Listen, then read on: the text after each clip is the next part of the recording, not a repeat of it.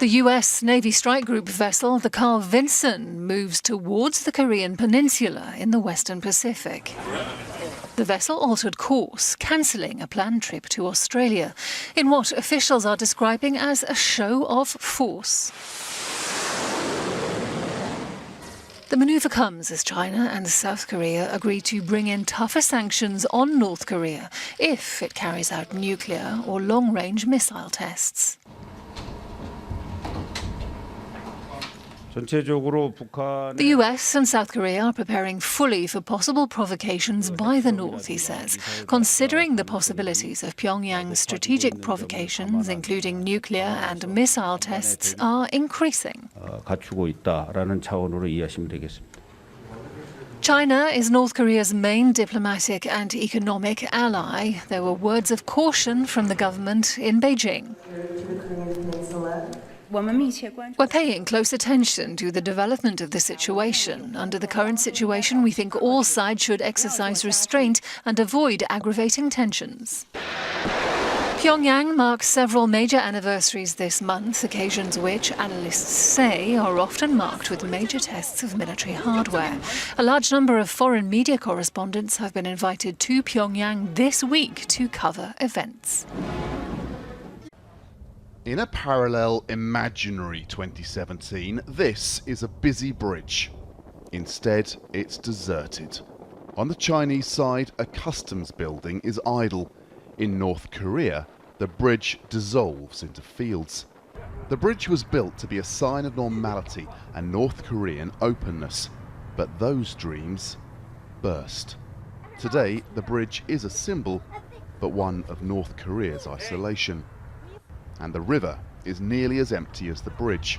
Until recently, boats carrying coal were a common sight. But in February, in response to a North Korean missile test, China said it was suspending coal imports from its neighbour. On Sunday, swimmers were easier to spot. Some trucks are still crossing another bridge upstream, but the United States wants this trade to stop too. It thinks China should punish North Korea more for its continuing missile tests, even cutting all economic ties. But that could carry risks. Instead of persuading North Korea to give up nuclear weapons, you may cause a collapse of North Korean government. That would create a chaotic situation as well as a huge humanitarian disaster. In Dandong, people agree.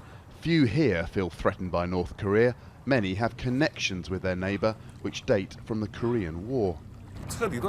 It's impossible to completely shut down trade because our men shed their blood in that land. My father fought for that country.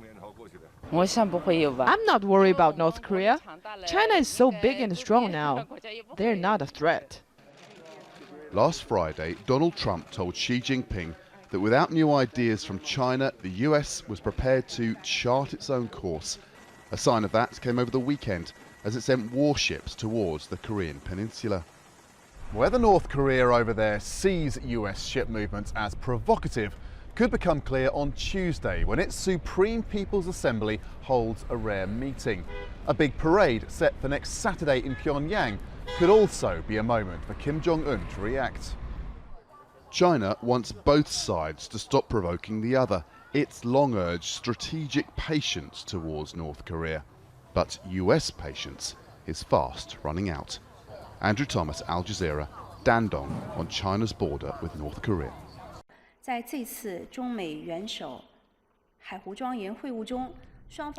During the meeting in the Mar-a-Lago resort last week, President Xi Jinping and President Trump confirmed their commitment to denuclearize the Korean peninsula and to implement United Nations resolution on the Korean nuclear issue. The two leaders then agreed to discuss the issue on a regular basis. President Xi also calls for both the US and the DPRK to exercise restraint to maintain peace in the region. I want to stress that this is reasonable and impartial. China hopes the relevant parties will consider them thoroughly and respond accordingly. I would like to reaffirm that China always opposes the use of force in international relations. Given the current situation, we should prevent the further deterioration of the Syrian issue. We hope that all parties can uphold the hard-won process of political settlement in the situation. We demand that the related country takes responsibility as a UN Security Council member so as to protect international security. Call for restraints after the U.S. announced that it is dispatching a Navy strike group to the Korean Peninsula amid tensions with North Korea. We are paying close attention to the development of the situation on the peninsula. Under the current situation, we think all relevant sides should exercise restraint and avoid actions that could aggravate tension. China's special envoy for the Korean Peninsula has held talks with his South Korean counterpart over the situation in the region. After the meeting, the South Korean envoy said the two sides agreed to adopt strong additional measures in case of fresh nuclear or intercontinental ballistic missile tests by the North. The U.S. has sent one of its aircraft carriers to the Korean Peninsula in a show of force against what Washington calls Pyongyang's reckless nuclear weapons program. Jason Unruhe is a political commentator and analyst joining us from Ontario. So basically, just to cut the fluff out since we have little time, do you think that the U.S. Is on its way to attack North Korea, or by some accounts, many news outlets saying that the recommendations that he's getting is to assassinate the president, Kim Jong-un? I would, if you had asked me this several days ago, I would have said that it's unlikely that they would attack, but then the unlikely against Syria took place, and that certainly brings into question the patience that the United States has with its policy towards the DPRK. As we've seen from the past, the whole policy of waiting things out to try to take down the country using other means, particularly sanctions and whatnot, to try to destabilize the government and take it down, haven't worked. But this new measure of wanting to, decapitate the leadership of the DPRK is something that they're hoping will work, because their previous policies have not been successful thus far, and a direct military invasion would almost certainly end with a nuclear war. The hope is that with the assassination of the leader, that the country would then proceed to fall apart, which they had failed to do previously with outright destabilization efforts. But as to whether or not the United States is actually going to strike the DPRK, it's unknown now, given the unstable manner in which they've been carrying out their foreign policy just recently. Finally, quickly, if the path that the U.S. is taking is to strike the DPRK in one way or another, doesn't that mean then that really North Korea is out of the control of China's hands, that China has not been able to keep up their process of maintaining them? Well, China certainly has some influence over the DPRK, but the DPRK has always been very adamant about their right to self-defense and their right to determine their own destiny, free from imperialism. China has wielded a very minimal amount of influence over the country in the several decades following the Korean War.